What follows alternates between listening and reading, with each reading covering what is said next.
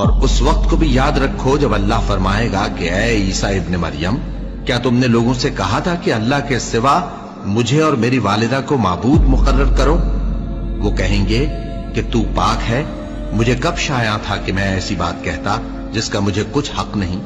अगर मैंने ऐसा कहा होगा तो तुझको मालूम होगा, क्योंकि जो बात मेरे जी में है तू उसे जानता है, और जो तेरे जी में है उसे मैं नहीं जानता।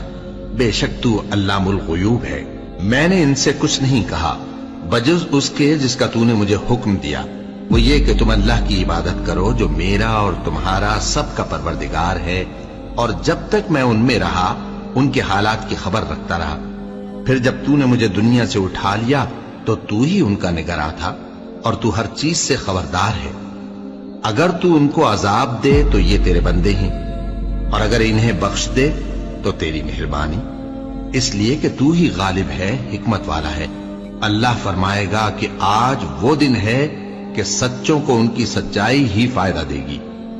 उनके लिए बाग हैं जिनके नीचे नहरें बह रही हैं, हमेशा हमेशा वो उनमें बसते रहेंगे।